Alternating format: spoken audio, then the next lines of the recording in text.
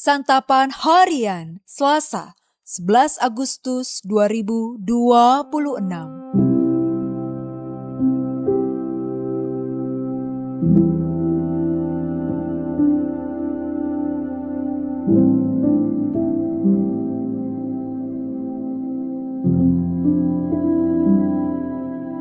Inilah program Santapan Harian, sebuah program yang mengajak Anda menelusuri isi Alkitab, agar Anda menemukan makna firman Tuhan sesuai dengan konteksnya.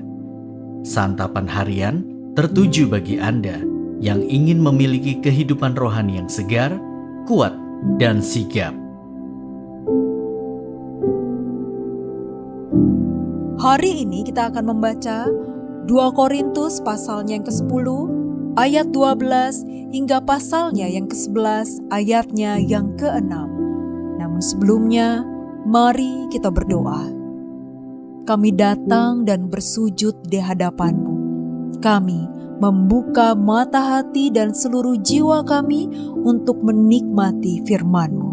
Di dalam Kristus kami berdoa. Amin. 2 Korintus 10 ayat 12-11 ayat yang ke-6.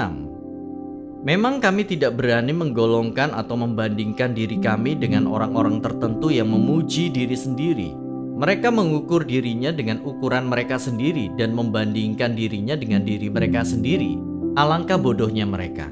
Sebaliknya, kami tidak mau bermegah melampaui batas, melainkan tetap di dalam batas-batas daerah kerja yang dipatok Allah bagi kami, yang meluas sampai kepada kamu juga. Sebab dalam memberitakan Injil Kristus kami telah sampai kepada kamu, sehingga kami tidak melewati batas daerah kerja kami, seolah-olah kami belum sampai kepada kamu. Kami tidak bermegah melampaui batas terhadap pekerjaan yang dilakukan oleh orang lain. Namun kami berharap bahwa apabila imanmu makin bertumbuh, kami akan mendapat penghormatan lebih besar lagi di antara kamu, sesuai dengan daerah kerja yang dipatok bagi kami. Dengan demikian kami dapat memberitakan Injil di daerah-daerah yang lebih jauh daripada daerahmu, dan tidak bermegah atas hasil-hasil yang dicapai orang lain di daerah kerja yang dipatok untuk mereka. Namun siapa yang bermegah, hendaklah ia bermegah di dalam Tuhan. Sebab bukan orang yang memuji diri yang tahan uji, melainkan orang yang dipuji Tuhan. Alangkah baiknya jika kamu sabar terhadap kebodohanku yang kecil itu. Memang kamu sabar terhadap aku. Sebab aku cemburu kepada kamu dengan cemburu ilahi, karena aku telah mempertunangkan kamu kepada satu laki-laki untuk membawa kamu sebagai perawan suci kepada Kristus.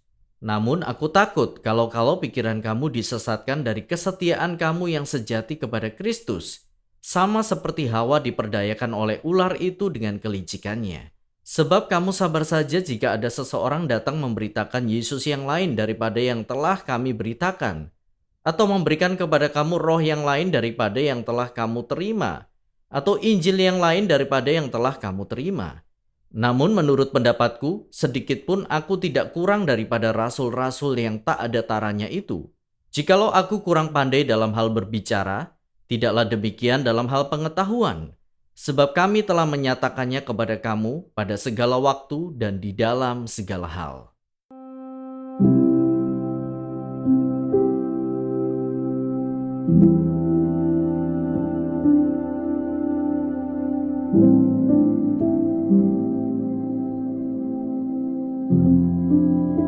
Sahabat Scripture Union Indonesia, dalam bagian ini Paulus frustasi terhadap pengajar yang menganggap diri mereka rasul super. Mereka memuji diri dan mengklaim berbagai prestasi dengan kelewat batas.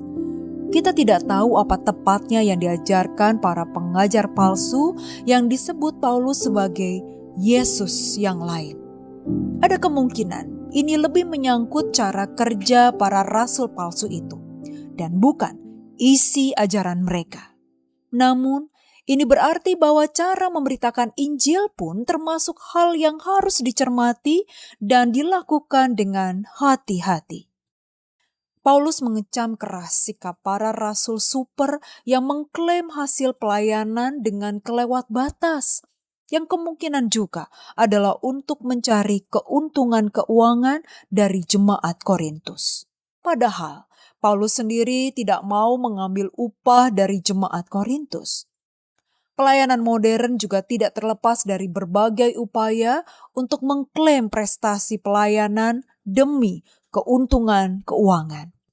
Obsesi masa kini bahkan mencakup mengejar reputasi online demi monetisasi lebih besar. Ini berbeda dari pelayanan Paulus yang lebih memikirkan upaya untuk membangun iman jemaat. Perasaan frustasi Paulus di sini sepertinya bisa menjadi cerminan realitas bagi semua pelayan Kristus. Perasaan superioritas, upaya keras membesarkan diri dan memuji diri sendiri adalah sama dengan kelicikan ular yang menipu Hawa. Paulus menulis betapa cemburunya dia kepada para rasul palsu karena jemaat Korintus sangat sabar dan menerima mereka. Bahkan Paulus seolah menyerah kalah dengan sesumbar, bahkan dia merasa tidak kurang apapun dibandingkan para rasul super itu. Sembari mengakui bahwa dia kurang pandai berkata-kata. Kita mungkin juga lelah dengan berbagai versi rasul super masa kini. Sama seperti Paulus yang frustasi. Kita juga menyadari banyak orang justru gandrung kepada rasul palsu yang demikian. Namun kita bisa berharap kepada Tuhan yang akan meneguhkan hamba-Nya yang setia karena bukan orang yang memuji diri yang tahan uji, melainkan yang dipuji Tuhan. Mari kita berdoa. Bapa yang penuh kasih, lepaskanlah kami dari keinginan untuk meninggikan diri, sebab hanya kasih dan anugerah-Mu lah yang menjadi kemuliaan kami. Ajarlah kami berjalan dalam kerendahan hati agar hidup kami tidak mencari pujian manusia, melainkan menjadi cermin yang memantulkan kemuliaan-Mu. Dalam nama-Mu Kristus, kami berdoa. Amin.